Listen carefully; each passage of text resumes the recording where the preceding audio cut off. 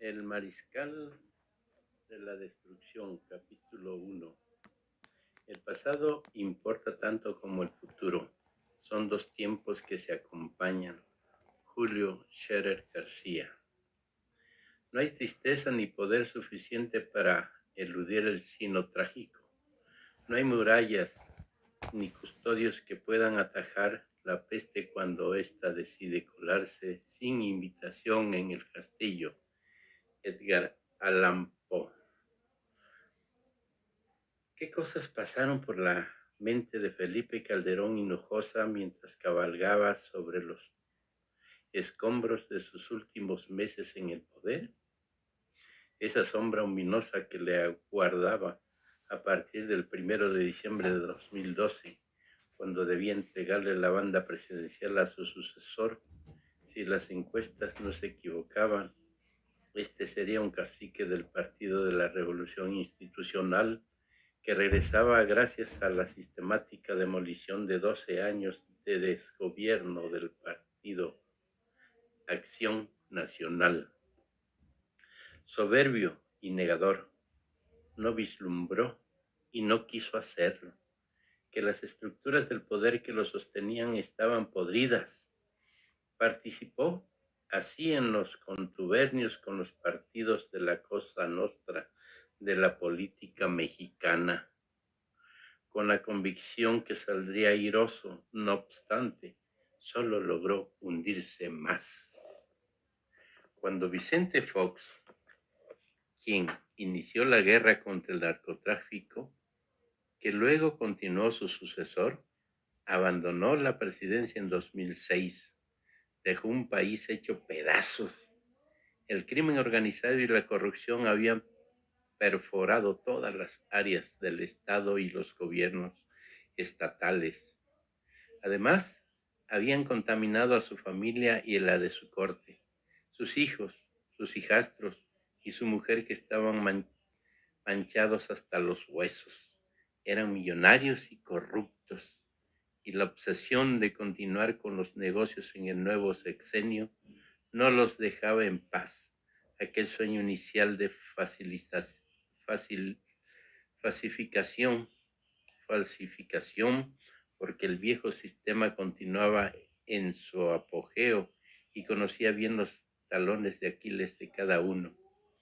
Eran iguales, eran la trampa, la simulación, la codicia, la doble moral, la traición, la complicidad con los criminales. Eran el PRIAN, el rumboso camino a los pinos. Felipe Calderón ganó la candidatura del PAN en octubre de 2005, después de unas elecciones internas desasiadas y caóticas en un país azotado por la violencia y los asesinatos, pero este tema no estaba en la agenda de nadie, y menos en la de Fox y Calderón. Todos querían llegar al poder, todos querían enriquecerse, y para eso debían pactar inmunidad. Un desliz de Francisco Ramírez Acuña, gobernador de Jalisco, destapó a Calderón en mayo de 2004 y lo empujó a la carrera presidencial. Vicente Fox se enfureció y regañó en público a Felipe cuando éste apareció en la cumbre de presidentes en Guadalajara. La recriminación fue tan dura que el michoacano regresó deprimido al Hotel Camino Real e inmediatamente presentó su renuncia a la Secretaría de Energía, donde estuvo apenas un año. Me parece que fue más que imprudente haber realizado este evento con una característica electoral. Me parece que está fuera de lugar y fuera de tiempo, declaró Fox. Felipe Calderón recibió en las elecciones internas no solo el respaldo de su partido, sino de una importante contribución monetaria de los empresarios más importantes de México, según información oficial del PAN. La élite económica apostó por él, no porque lo quisieran, sino por conveniencia. El candidato de Fox nunca fue Felipe Calderón, al que despreciaba. Sin embargo, Santiago Krill, su gran apuesta de continuidad, fue derrotado en la contienda y el panorama que le aguardaba fuera de los Pinos era, por lo menos, inquietante. A pesar del aborrecimiento, se inclinaron por el pragmatismo y decidieron aliarse para derrotar a un enemigo que compartían y temían, Andrés Manuel López Obrador. No los unía el amor, sino el espanto. La etapa previa a la llegada de Felipe Calderón a Los Pinos durante el final del sexenio, del cambio que nunca fue, estuvo cargada de conspiraciones sucias y escándalos. En 2004, Federico Dorin, panista de poca monta y menor decoro, había entregado a Televisa unos videos que fueron emitidos en el programa de Víctor Trujillo, El Mañanero. Unas audiencias impávidas observó a René Bejarano y Gustavo Ponce Meléndez, dos hombres del círculo íntimo de López Obrador, cometiendo actos ilícitos. El empresario Carlos Ahumada, autor de los mismos, confesaría luego que los hizo en conveniencia con Carlos Salinas de Gortari a cambio de 400 millones de pesos mexicanos. Cuestionado por Denise Merker, el expresidente se negó a responder si estuvo detrás de los videoescándalos, aunque su silencio abonó a la teoría del complot de López Obrador, denunciaba a diario. Presidente, no podemos dejar que este loco gane. Tenemos que impedirlo de cualquier manera. Todos los que estamos aquí iremos a la cárcel, le dijo Roberto Madrazo a Vicente Fox durante una reunión realizada en el comedor de la cabaña presidencial con la presencia de Marta Sagún. Inyectado de odio, Vicente Fox impulsó a través de la Procuraduría General de la República, PGR, un proceso de desafuero contra López Obrador, entonces jefe de gobierno de la Ciudad de México, con el argumento de que había desacatado una orden judicial. En abril de 2005, López Obrador pronunció un encendido discurso en la Cámara de Diputados. No obstante, perdió la disputa y no le quedó más opción que alentar a la movilización popular. Fox, por naturaleza, alérgico a las presiones multitudinarias, cayó de rodillas y dio marcha atrás. Nunca lo perdonó y en esos días los conjurados llegaron a plantear sin eufemismos y sin pudor que la mejor solución era la muerte de López Obrador. En este espacio beligerante se prepararon para la madre de todas las batallas y acordaron que todos los métodos serían válidos con tal de que Andrés Manuel no llegara.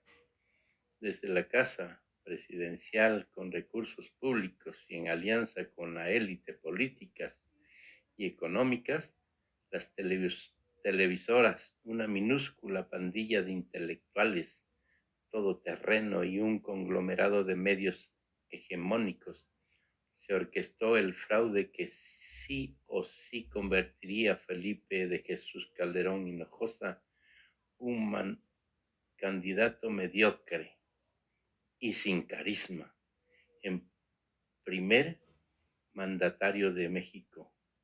La orden presidencial llegó desde Los Pinos a secretarios y subsecretarios de Estado, a gobernadores y alcaldes. Todos debían colocarse al servicio del michoacano, quien comenzó una campaña electoral anodina y pobre. Él mismo no creía ganar.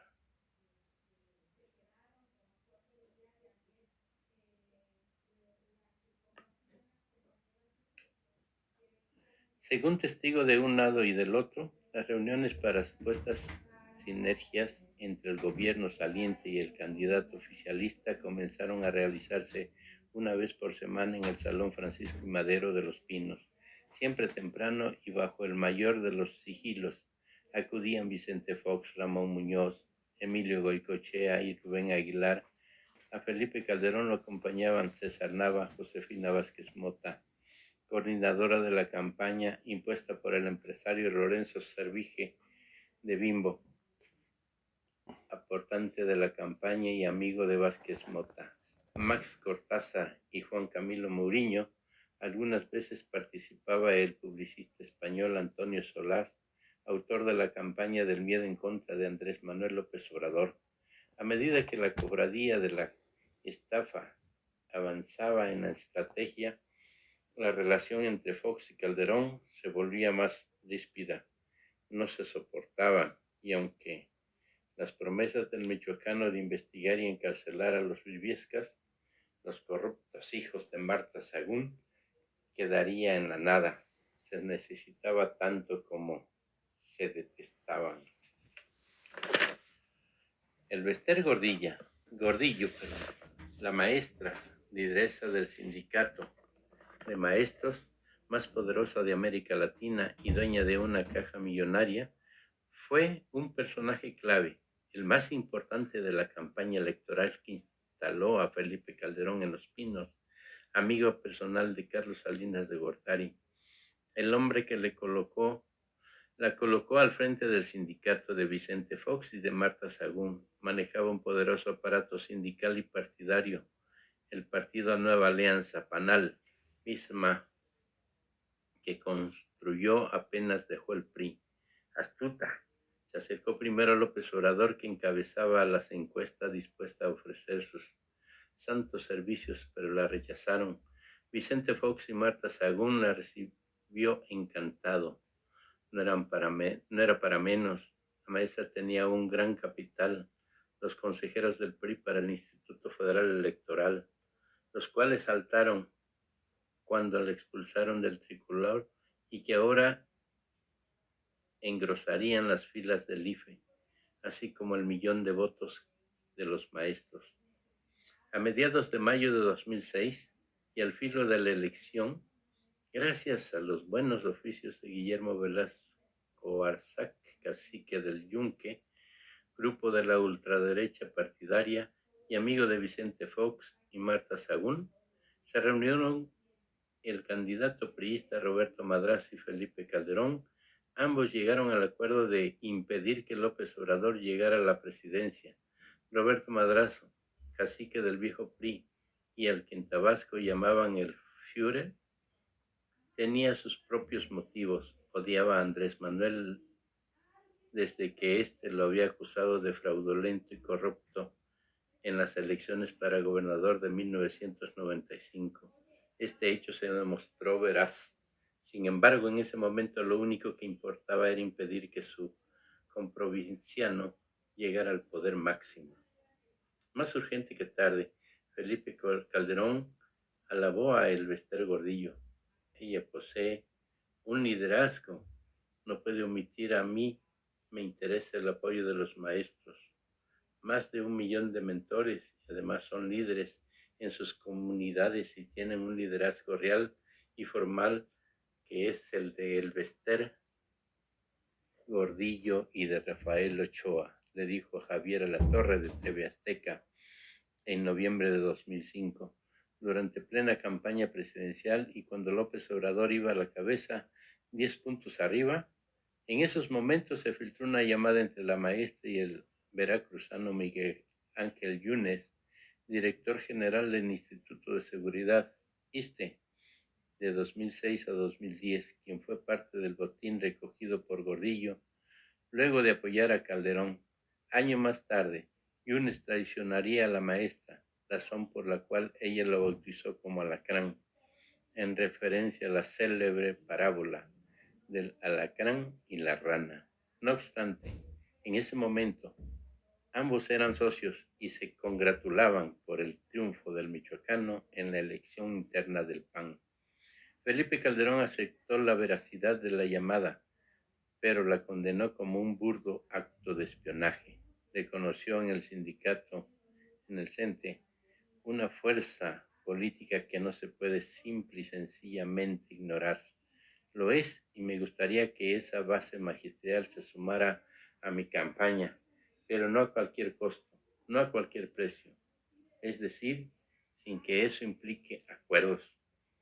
Estaba atado a Elbester Gordillo, quien a partir de 2006 no solo se convertiría en amiga personal de Margarita Zavala, sino que colocaría a miembros de su pandilla política y familia en el gabinete calderonista. Ni el PRI, del que fue parte, le daría a la maestra todos los beneficios y prebendas que le dio el PAN en 12 años de gobierno.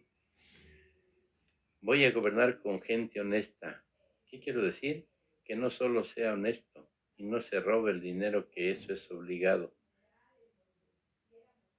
sino que se rife en la camiseta, que le atore a los problemas, que no le saque a enfrentar el narco, que no le saque a castigar a un juez corrupto. Repetía como una cantinela, y cada vez que le preguntaban por el pacto con la maestra evadía el tema. Por esa época comenzó a prefigurar su lucha contra los cárteles.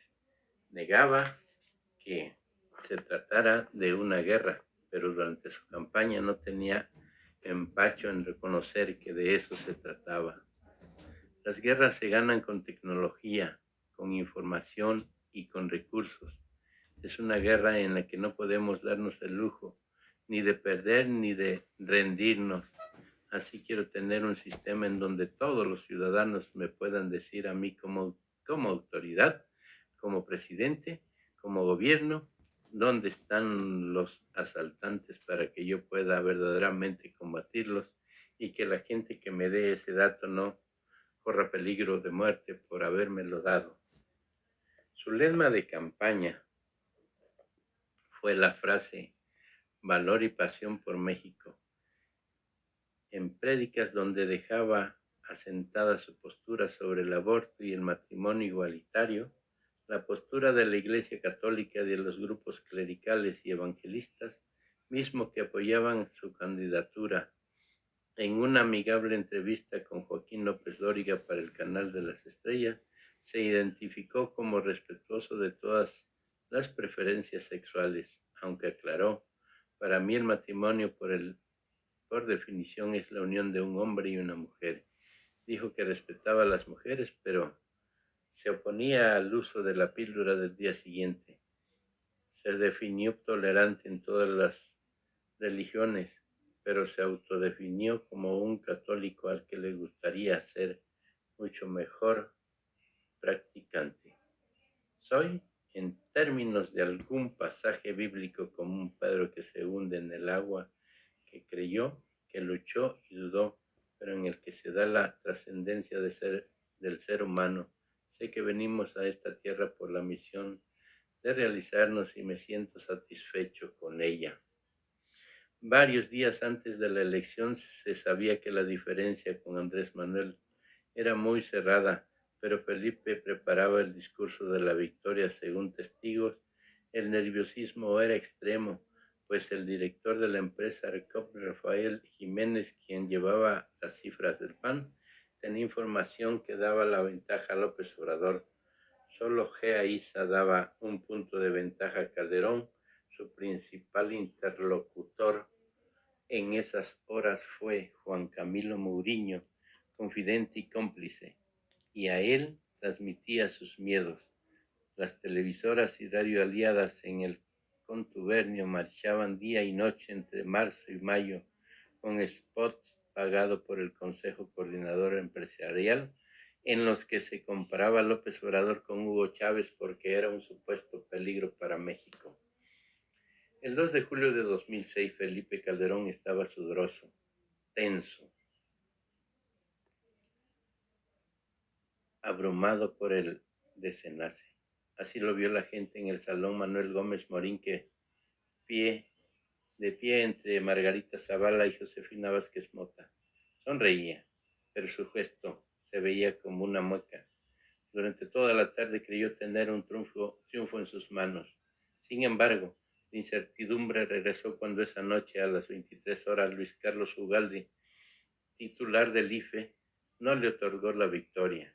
En las entrañas del partido los panistas explotaban de furia contra Ugalde y lo insultaban en todos los calibres. Más adelante, en septiembre de 2010, Josefina Vázquez Mota dijo en un acto de pre-campaña que Luis Carlos Ugalde la había llamado a las 21 horas para anunciarles que Calderón había ganado. Se encontraba con Luis H. Álvarez.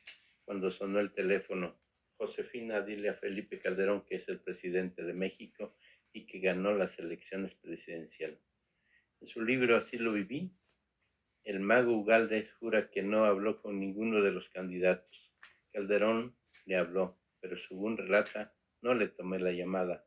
Raro, porque el mago, como le apodan por su afición a la magia, era por entonces amigo personal de Felipe y Margarita, y estuvo casado con Nia Limón, íntima de la primera dama, quien además fue madrina de la boda.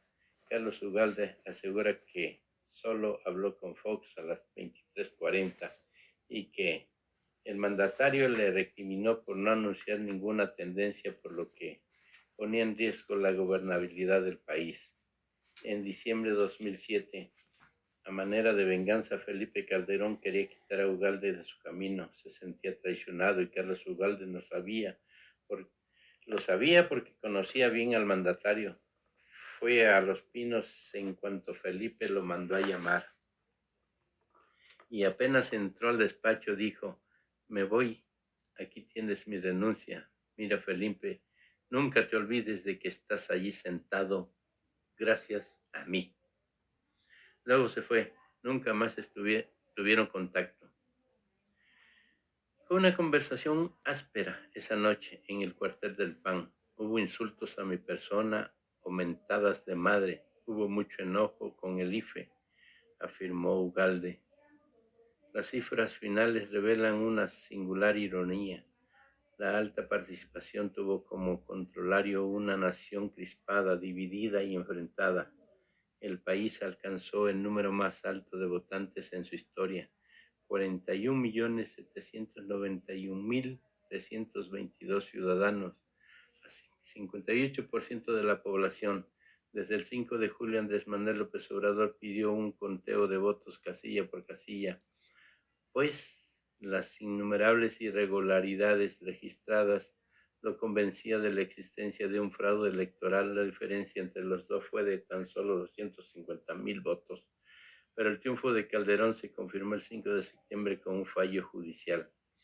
Indolente entre los cuestionamientos por no haber aceptado un recuento casilla por casilla, el michoacano sabía que la toma de posesión no sería un día de fiesta. Había llegado a la cima del poder con graves sospechas de fraude, sin el respaldo popular y por la puerta de atrás como un fantasma. Estoy muy preocupado, no sé cómo voy a ingresar, por dónde, y si no me deja, le confesó a Purificación Carpinteiro. Felipe Calderón le invitó a comer para ofrecerle ser parte de su gobierno en la Secretaría de Telecomunicaciones. Estuvieron solos en el elegante club de industriales de Polanco.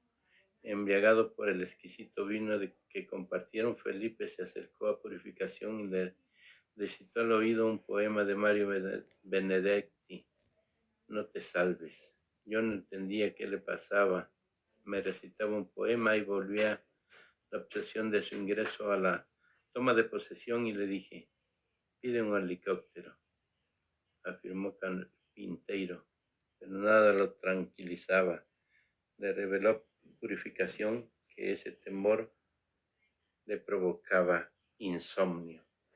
Los partidos que apoyaron a López Obrador anunciaron el boicot para impedir que Calderón portara la banda presidencial y amenazaron con tomar la tribuna a la Cámara de Diputados. El 28 de noviembre los diputados panistas se adelantaron y entre silbidos, insultos y puñetazos hicieron de las sillas barricadas. Los diputados de la izquierda se apostaron en otra sección de la Cámara, vigilantes de lo que los panistas pudieran hacer. Era una guerra de trincheras. Nadie imaginaba que faltaba lo peor, la guerra de verdad, la que legitimó el pacto de transfugas, la guerra de los miles de muertos y desaparecidos.